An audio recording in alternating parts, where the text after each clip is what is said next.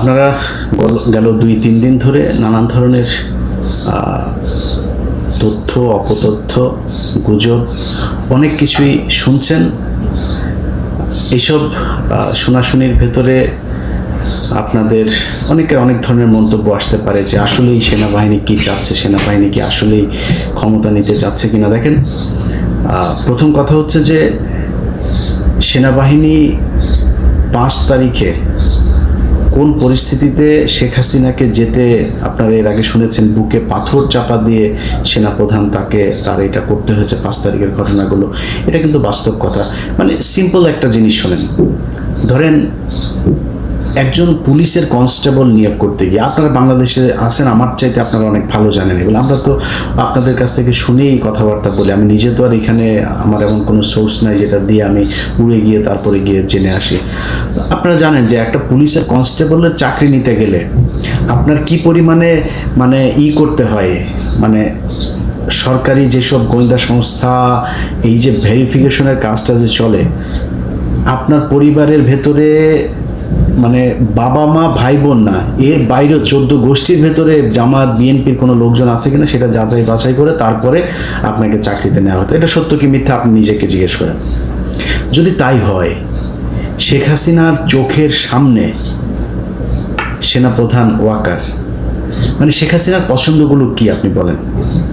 শেখ হাসিনার পছন্দ হচ্ছে ওই নিজাম হাজারি, শেখ হাসিনার পছন্দ হচ্ছে এই শামীম ওসমান, শেখ হাসিনার পছন্দ ওই যে কুমিল্লার বাহার, যত মানে জাউরার যত শ্রেষ্ঠ মানে প্রো ম্যাক্সের একদম সর্বশেষ ভার্সন যেটা আছে, সব শেষ ভার্সন হচ্ছে শেখ হাসিনার পছন্দ। এর আশপাশে কোনোদিন ভালো মানুষের কোথাও এই জায়গা দেয় না।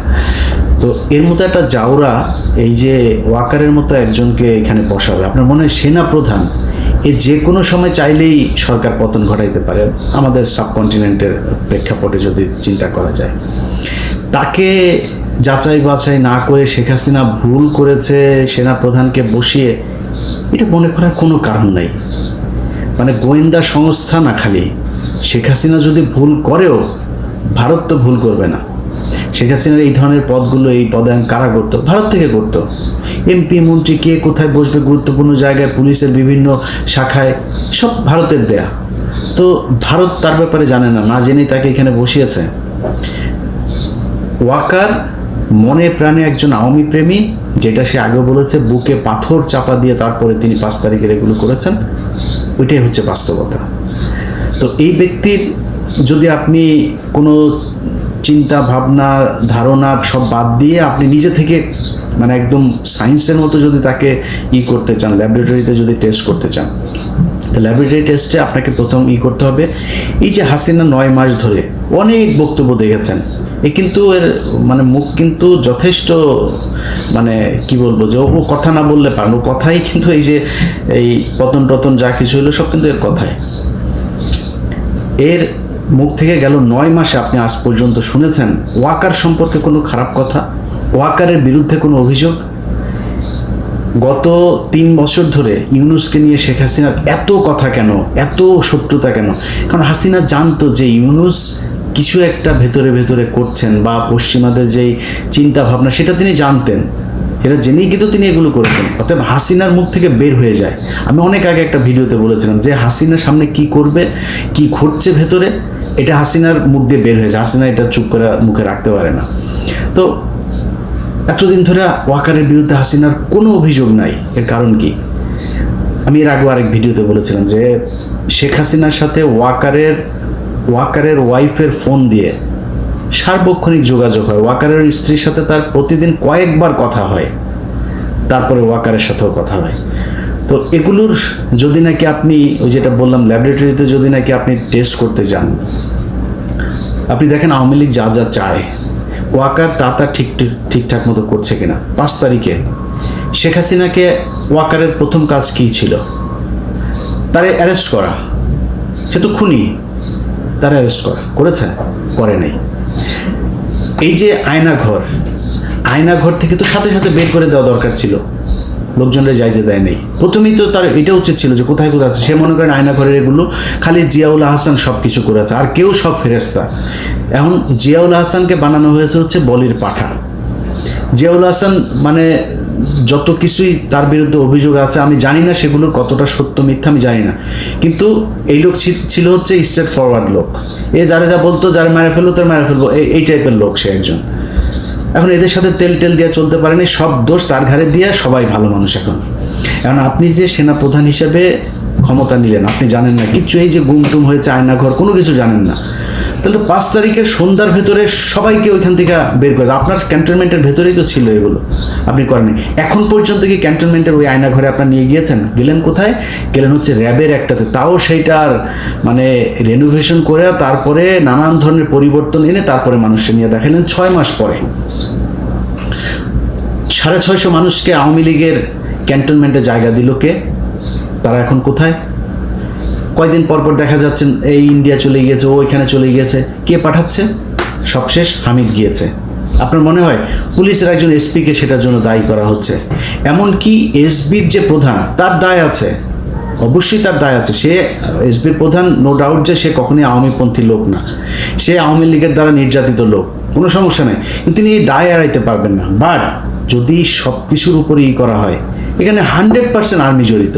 আর্মিকে বাইপাস করে, আর যদি আরেকজন করতে চায় সেটাও ডক্টর ইউনূস, কিন্তু আর্মিকে বাইপাস করে না, তাদের সমর্থন নিয়ে তারপরে করতে হবে।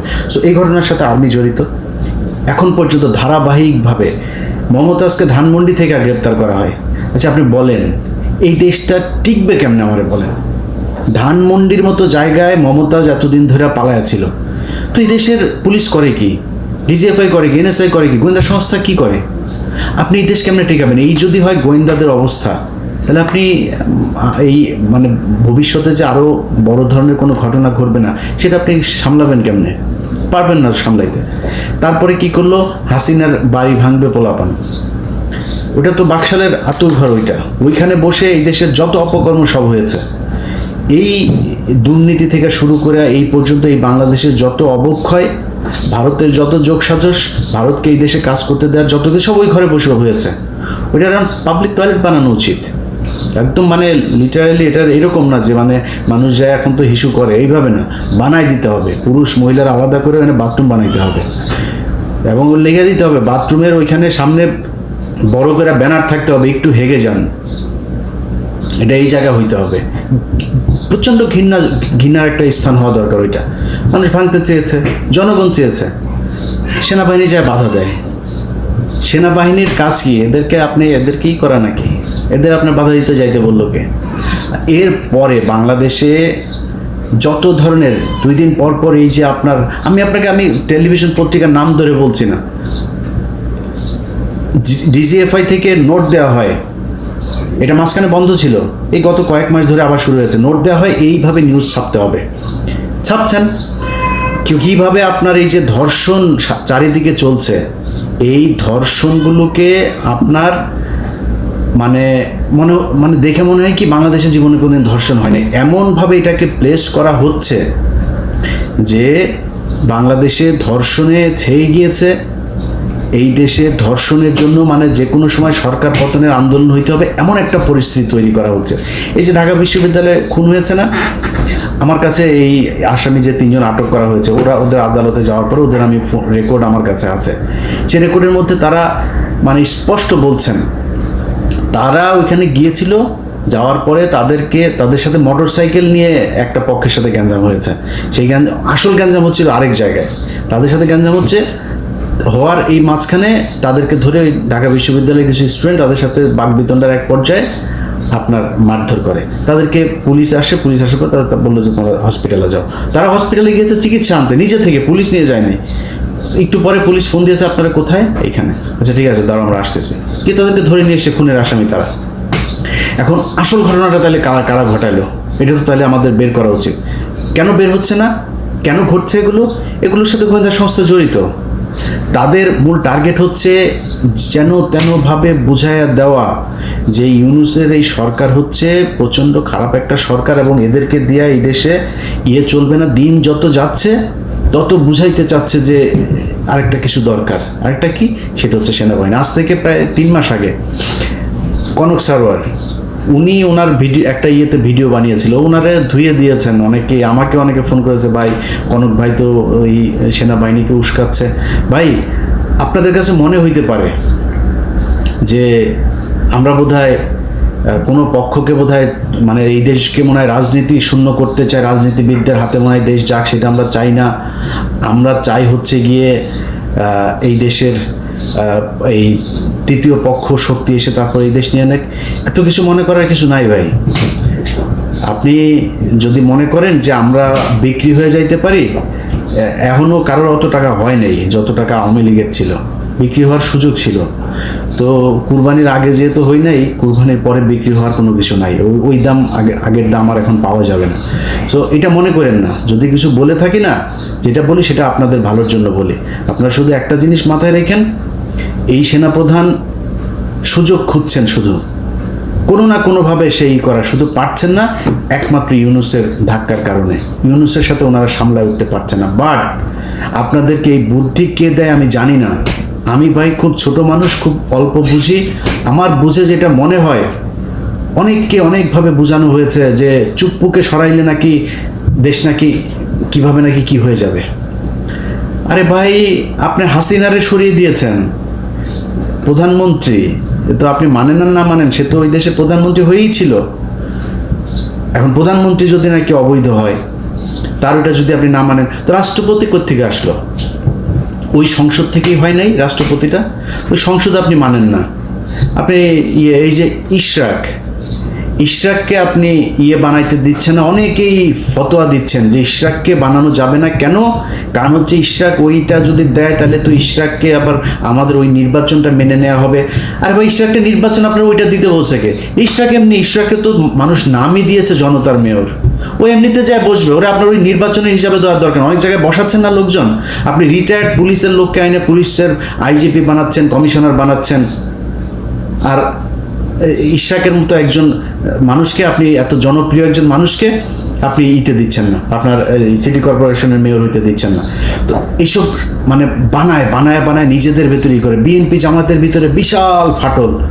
ভাই আপনি কি মনে করেন যে এই দেশে যদি নাকি ইন্ডিয়া আবার এই দেশের দখল নেয়, কন্ট্রোল নেয়, আপনার মনে হয় বিএনপি বা জামাত কাউকে মানে ছেড়ে দিবে? এটা বিএনপির, ওরা কিছু বলিস না আমাদের লোক, এটা বলবে যে জামাত আমাদের খুব করেছে, আমাদের মাফ করে দিয়েছে, জামাতের ওদের কিছু বলিস না। মনে হয় আপনাদের ভিতরে সুকৌশলে এবং সোশ্যাল মিডিয়াতে, আমি গতকালকে আমার ফেসবুকে একটা পোস্টও করেছে, এই যে নিজুম মজুমদার, যে হারপিক মজুমদার আছে, এই হারপিক মিলে ওদের তো ধরেন সারাদিন কোনো কাজ নেই, এখন ওদের খালি অপেক্ষায় থাকে যে এটা আমরাও ছিলাম এক সময়, যে কখন হাসিনার পতন হবে, ওদের কাজ হচ্ছে ওইটা।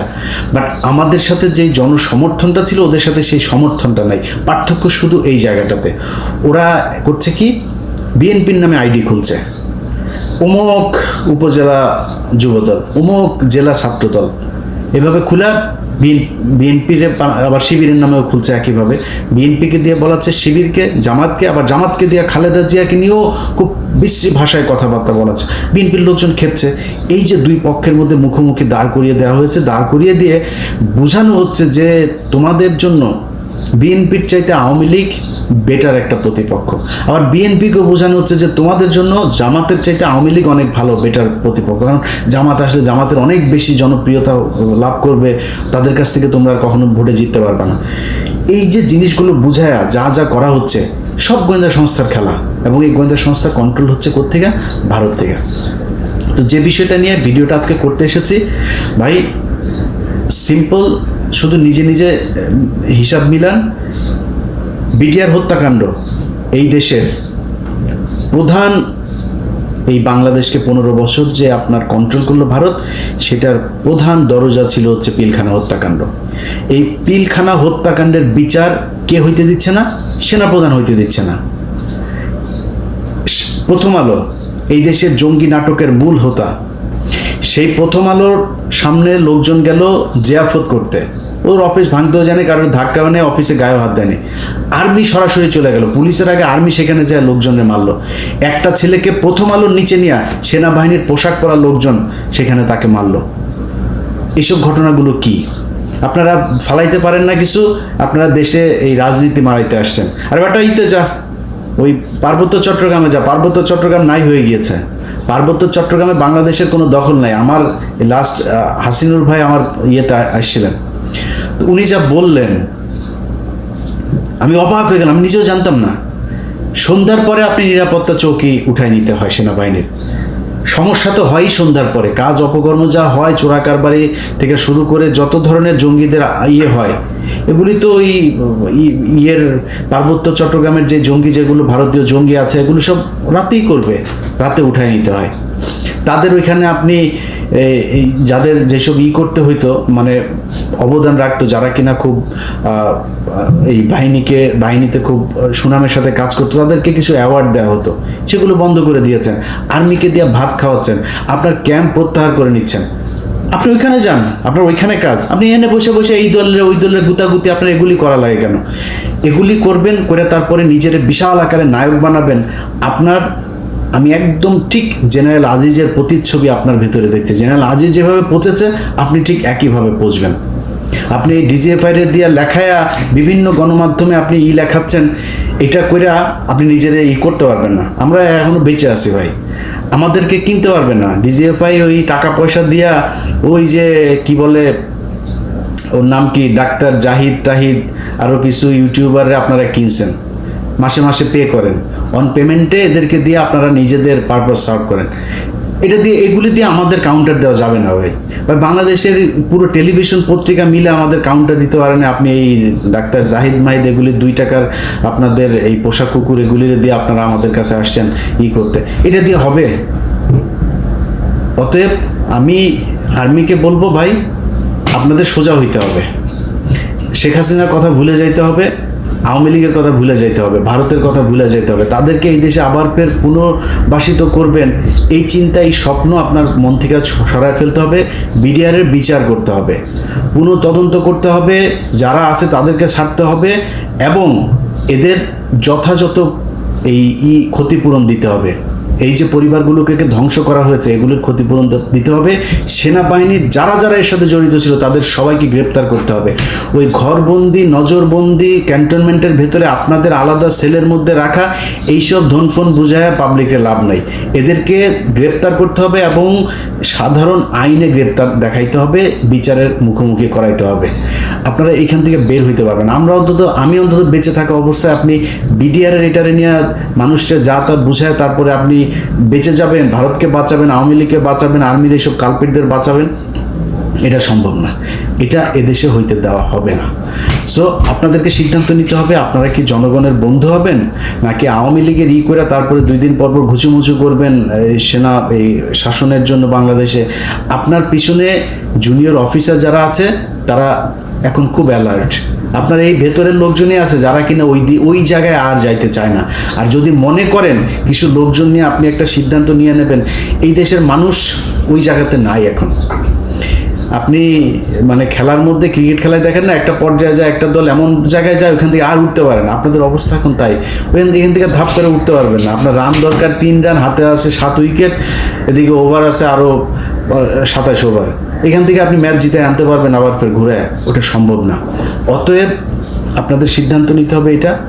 আর আমি খুব বিনয়ের সাথে বাংলাদেশের বিএনপি এবং জামায়াত আপনাদের কাছে বলতে চাই, বা ছাত্রদেরকেও বলতে চাই, ভাই আপনাদের ছাত্রদের সাথে খুব খারাপ একটা সম্পর্ক হয়েছিল, নতুন করে তাদের সাথে আমার সম্পর্কটা আবার আমি নিজেই তাদের সাথে শিথিল করেছি, মানে সুন্দর করেছি। অতএব এই সম্পর্কটা তাদের সাথে রাখতে চাই। আপনাদের কাছে অনুরোধ একটা, তাদেরকে আমি এটাই বলেছি যে ভাই, এই প্রথম আলো, ডেইলি স্টার, এই ইন্ডিয়া, আওয়ামী লীগ, এইসব ফাঁদে পা দেওয়া যাবে না। আপনাদের আমার নিয়ে গালাগালি করেন, আমি কিচ্ছু বলবো না, কিন্তু আমারে যখন আপনারা দেখবেন আমি প্রথম আলোতে গিয়েছেন, তখন ভাই আমার রক্ত এগুলি মানে টকবক করে ফুটতে থাকে, আমি নিজের কন্ট্রোল করতে পারবো না তখন। সো এটা তাদেরকে বলা আছে। ছাত্রদেরকেও বলি, ভাই আমারে কারোর ক্ষমতার ভাগ দেওয়ার দরকার না। আমি কারোর কাছে কোনো চেয়ার চাই না, কোনো পদও চাই না, কিছুই চাই না, 1 টাকাও চাই না। যেখানে ছিলাম ওইখানেই আছি, এইখানেই থাকবো। আল্লাহ যেন সারা জীবন ওই জায়গাতে রাখে। আল্লাহর কসম করে বললাম ভাই, এই ভিডিওটা যখন রেকর্ড করছি তার কয়েক মিনিট পরে মাগরিবের নামাজ, এই সন্ধ্যার সময় সবার সামনে আল্লাহর কসম করে বললাম, মৃত্যুর আগ দিন পর্যন্ত এই জায়গাতেই থাকবো ইনশাআল্লাহ। এই দেশের সার্বভৌমত্ব রক্ষায় আমার অনেক ভুল থাকতে পারে, কিন্তু নিজেকে নিজের জানতে আমি আমার নিজের সজ্ঞানে কোনো দিন এই দেশের বিরুদ্ধে অবস্থান নেব না, এটা মনে রাখেন। সো আপনাদের দেশ আপনারা চালাবেন, আপনারা ক্ষমতায় আসবেন, আপনারা বিরোধী দলে যাবেন, যা মনে চায় করেন, কিন্তু এই দেশটা এই দেশের ভেতরেই থাকতে হবে। ভাই চাঁদাবাজি করেন, কোন ছাত্র কার কাছ থেকে টাকা নিয়েছে, কোন বিএনপির লোক কোন জায়গায় চাঁদা নিয়েছে, কোন জামাতের লোক কোন জায়গায় চাঁদা নিয়ে, আমার যায়ও না আসেও না, যা মনে চায় করেন, শুধু টাকা বিদেশে পাঠায়েন না।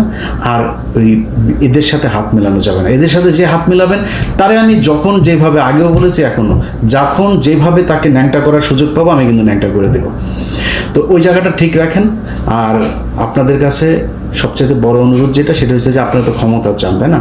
ক্ষমতা চাইতে হইলে আপনারা যেটা মনে করছেন যে আমরা মনে হয় তৃতীয় কোনো পক্ষকে সুযোগ সুবিধা, না ভাই, আপনার মাথায় রাখতে হবে তারেক রহমান এখনো পর্যন্ত দেশে ফেরে নেই। নিশ্চয়ই দেশে ফেরার মতো পরিস্থিতি হয় নাই, তাই ফেরে। খুব সিম্পল হিসাব, কেন হয় নাই, যেই কারণে হয় নাই সেটা আপনারা নিজেরা চিন্তা করেন। কারা কারা এখনো পর্যন্ত সেই সরকারের এই কি বলে এই আওয়ামী লীগ সরকারের লেসপেন্সার যারা যারা এখনো পর্যন্ত আছে তাদেরকে সরানোর ব্যবস্থা করেন। প্রথম আলো, ডেইলি স্টার সহ এই যে সন্তোষ শর্মা টর্মা এই যারা যেগুলো আছে এগুলোর ব্যাপারে চোখ কান খোলা রাখেন। ভাই এখনো পর্যন্ত নিজেদের মধ্যে এই দ্বন্দ্ব করার সময় এখনো আসেনি। এখানে যদি ভারতকে যদি আবার আপনি সুযোগ দেন, ভারত হাসিনা আসতে পারবে না হয়তো, কিন্তু ভারত ওই আওয়ামী লীগের মতোই আরেকটা শক্তিকে এখানে দাঁড় করাবে। সো সেটা যদি হয় আপনার মাথায় রাখতে হবে, আপনাদের বিএনপি করেন যারা, আপনাদেরকে ভাই পরীক্ষা নেওয়ার কিছু নাই। আপনারা এই গেল 15 বছরে যারা কিনা এখন নতুন করে আবার বিএনপিতে যোগ দিচ্ছেন তারা না, এই গত 15 বছর যারা বিএনপি করেছেন, সে ভালো খারাপ যা মনে চায় সে অন্তত এইটা প্রমাণ করেছেন যে আপনি ভাই দেশপ্রেমিক, এবং ভারতের ব্যাপারে আপনি কোনো ছাড় দেন নাই। কিছু তো আছেই, বিএনপি জামাতের মধ্যে কিছু আছে যারা কিনা ভেতরে ভেতরে তাদের সাথে যুক্ত ছিল, আমি তাদের কথা বলছিলাম, কিন্তু বাংলাদেশের সংখ্যাগরিষ্ঠ বিএনপি জামাত পরীক্ষা দিয়ে এসছেন আপনারা। আপনাদের এই দেশের অনেক অবদান, আপনাদেরকে তুচ্ছ তাচ্ছিল্য করে আপনাদের বিরুদ্ধে কথা বলার ওই শক্তি সাহস কোনোটাই আমার নাই।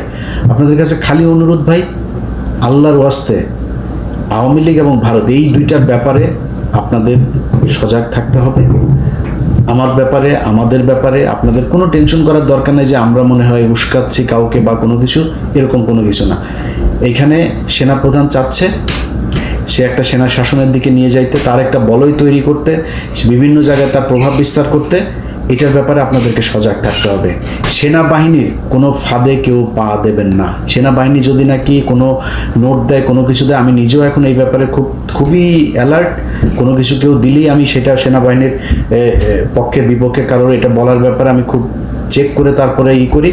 আপনারা সেটার ব্যাপারে সজাগ থাকবেন। আরেকটা জিনিস, যারা কিনা এখন উদীয়মান নেতা আছেন, আমাদের দেশের বুড়াগুলোর কাম শেষ, এগুলোর সবগুলোর ভিডিও টিডিও ওই ওদের হাতে আছে, এরা নড়চড় করতে পারবে না। উদীয়মান নেতা যারা আছেন ভাই, সরাসরি বলি, কেউ কিছু মনে করেন না, গার্লফ্রেন্ড আছে, মেয়ে মানুষের সাথে হোটেলে যান, যেখানে যান যাই করেন, আমি ধর্ম ব্যবসা করতে আসি নাই ভাই, এটা করেন না। প্রথম কথা হয়েছে এটা করেন না। যদি করেন খুব সাবধানে, কার সাথে কথা বলেন সেগুলি খুব সাবধানে, কার কাছ থেকে টাকা নিচ্ছেন খুব সাবধানে, খুব হিসাব করে এগুলো করেন। কারণ আপনার এইটা দিয়ে আপনাকে বাধ্য করা হবে একটা কাজ করতে। আপনার যখন একটা ভিডিও থাকবে, আপনার যখন একটা অডিও থাকবে, আপনার টাকা লেনদেনের কোনো একটা ডকুমেন্টস থাকবে, তখন আপনাকে দিয়ে যে কোনো কাজ করাইতে তাদের সুবিধা হবে যে তোমার এটা ছাড়া দেবো, তাতে এটা করো। সো ওই সুযোগটা আপনারা দিয়ে না। আমাদের উপরের যারা আছে সিনিয়র নেতা শেষ, সবার জীবন শেষ। এগুলো ইন্ডিয়ার কাছে ধরা, প্রথম আলোর কাছে ধরা। প্রথম আলোর যে এই যে মেরিল প্রথম আলো আছে না, এই যে নর্তকীদের এনে যে দেওয়া হয়, এই নর্তকীদের দিয়ে তারপরে টানা হয়, বড়শি দিয়ে তারপরে মাছ টানা হয়, টেনে এনে তারপরে বড়শির মধ্যে করে এগুলো দিয়ে সারা জীবন শিকার করা হয় চারিদিকে। সো এই নায়ক নায়িকা, গায়ক গায়িকা, সুন্দরী মডেল, তারপরে হঠাৎ করে বাসের মধ্যে পরিচয়, সিএনজিতে পরিচয়, ফোন করে ভাইয়া আপনার কাছে দেখেছিলাম, এসব থেকে খুব সাবধানে। এই থেকে যদি সাবধানে না থাকতে পারেন, আপনি জীবনে কোনো দিন এই দেশে রাজনীতি করে আপনার নিজের যে ইচ্ছা, আমার বিশ্বাস অনেক মানুষ আছে, ইভেন আসিফ নজরুলের কথা বলে, আসিফ নজরুল নিজেও দাঁড়াইতে পারে না শুধুমাত্র এই একটা কারণে, সেটা হচ্ছে মেয়ে মানুষের ভিডিও টিডিও এগুলো তার আছে। আমার বিশ্বাস যে আসিফ নজরুল এমন একটা মানুষ, সে কিন্তু সম্মান চায়, সম্মানিত হয়ে সুন্দর করে কথা বলেন, তিনি পারেন না, ওই একটাই কারণ। অতএব উদীয়মান যারা আছেন তারা খুব সাবধানে সামনের সময়গুলো ভাই খুব ক্রিটিক্যাল। আমরা চাই ইউনূস একটা সুন্দর পরিস্থিতির ভেতর দিয়ে নির্বাচন দিবে এবং সেই নির্বাচনটা যত দ্রুত সম্ভব তত দ্রুত দিবেন, যাতে এই দেশে নির্বাচিত একটা সরকার আসতে পারেন এবং সেই সরকারের অধীনে আমাদের দেশ চলবে। তার আগ পর্যন্ত সবাইকে খুবই হিসাব করে চলতে হবে। বিএনপি জামাত আপনাদের ভেতরে যে দ্বন্দ্ব ভাই, অনেক নতুন নতুন বিএনপির সাপোর্টার হয়েছে যারা কিনা এখন নিজেকে বিরাট বিএনপি দাবি করার জন্য সারাদিন জামাতের বিরুদ্ধে বলে। জামাতের কিছু পক্ষের লোকজন এসে যারা সারাদিন, আমি ভাই জামাতের নেতা তারেক রহমান, শফিকুর রহমান সবাই নিয়ে যা মনে চায় বলবো, আমার যদি কোনো কিছু বলতে ইচ্ছা করে আমি বলবো, কিন্তু এইটা মনে রাখেন আমি আওয়ামী বিরোধী ভাই, আমি ইন্ডিয়া বিরোধী, এইটা মাথায় রেখেন। যদি আপনাদের বিরুদ্ধে কিছু বলি শুধু ওই জায়গায় আমাকে আঘাত করলে, প্রথম আলো, ডেইলি স্টার, সন্তোষ, ইন্ডিয়া এগুলোর ব্যাপারে যদি আঘাত করেন আমি আপনার বিরুদ্ধে বলবো, এর বাইরে আমি বলবো না। কিন্তু নতুন নতুন গজিয়ে ওঠা কিছু বিএনপি জামায়াতের সাপোর্টার হয়েছে, তাদের দেখানো রাস্তায় নিজেদের মধ্যে গুতাগুতি বন্ধ করেন। গুতাগুতি করেন, এই দেশে বিএনপি ক্ষমতায় আসবে, জামাত বিরোধী দল হবে, এনসিপি বিরোধী দল হবে, এনসিপি ক্ষমতায় আসবে, জামাত বিএনপি বিরোধী দল হবে, কোনো সমস্যা নেই, দেশ চালান আপনারা এইভাবে। আপনারা মন্ত্রী হন, এমপি হন, যা মনে চায় হন, আমাদের কোনো যায় আসবে না। কিন্তু নিজেদের ভেতরে ঠিক রাখেন, আওয়ামী লীগ ইন্ডিয়ার ব্যাপারে একদম সুস্পষ্ট একটা অবস্থান রাখেন। ওই জায়গাটা ঠিক না রাখতে পারলে সামনের পরিস্থিতি কোন দিকে যায় সেটা বলা খুব মুশকিল। যাই হোক, ভিডিও অনেক লম্বা হয়ে গেল। যারা শেষ পর্যন্ত শুনেছেন আরও একবার আপনাদেরকে ধন্যবাদ জানাচ্ছি। আশা করছি আমি যেটা বলতে চেয়েছি সেটা আপনারা বুঝতে পেরেছেন। আল্লাহ হাফেজ।